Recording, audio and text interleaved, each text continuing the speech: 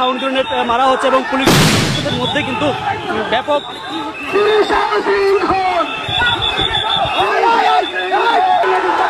Police কিন্তু আমরা দেখছি যে শিক্ষার্থীদের একটু ব্যাপক মারধর করছে এবং সেটি কিন্তু লক্ষ্য করা গেছে।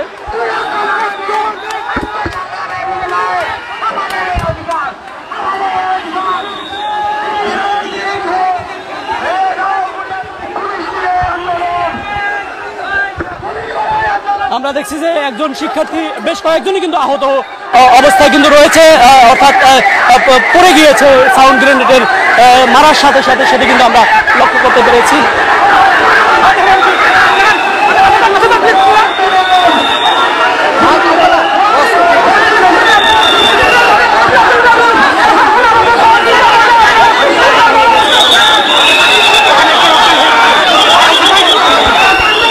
কয়েকজন শিক্ষার্থী কিন্তু ইতিমধ্যে আহত হয়ে গেছে এবং একজন মহিলা শিক্ষার্থী কিন্তু পুলিশের সামনে আসছে এবং সেটি কিন্তু লক্ষ্য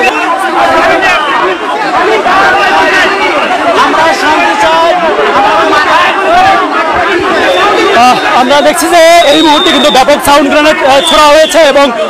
কিছু কিছু শিক্ষার্থী অর্থাৎ 35-85 শিক্ষার্থীরা কিন্তু ইতিমধ্যে কিন্তু বেশ পড়ে গিয়েছে। বেশ 3 জন আমরা দেখছি যে সাউন্ড গ্রেনেড ছোড়ার পরে কিন্তু তাদের মধ্যে আমরা দেখতে পাচ্ছি একজন শিক্ষার্থী কিন্তু ক্ষত হয়ে গিয়েছে, সেটা কিন্তু দেখতে বাধা দিয়েছে। তারপরে কিন্তু এই 35-85 যে শিক্ষার্থীরা রয়েছে তারা কিন্তু ফিরে যায়নি এবং তারা অবশেষে এখানে এসে কিন্তু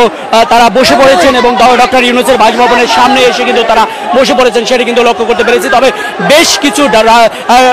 সাউন্ড গ্রেনেড আমরা শুনতে পেয়েছি যে ছোড়া হয়েছে পুলিশের পক্ষ থেকে, সেটা কিন্তু দেখাও গিয়েছে। আমাদের লাইভের মাধ্যমে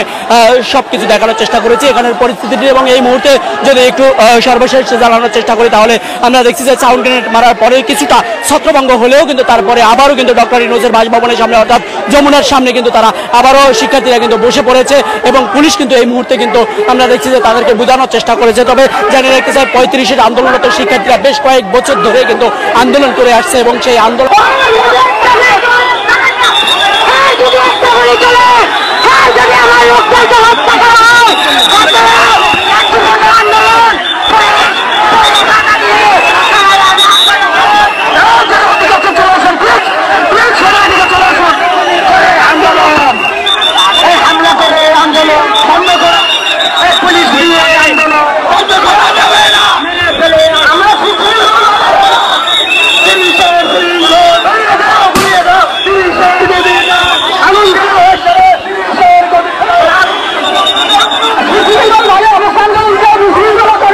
দর্শক, আমরা দেখছি যে পুলিশ সদস্যদের মধ্যে এবং যে চাকরির বয়স প্রত্যাশী তাদের মধ্যে কিন্তু ব্যাপক বাকবিতণ্ডা হচ্ছে এবং পুলিশ সদস্যদের পক্ষ থেকে কিন্তু ব্যাপক সাউন্ড গ্রেনেড ইতিমধ্যে কিন্তু মারা হচ্ছে।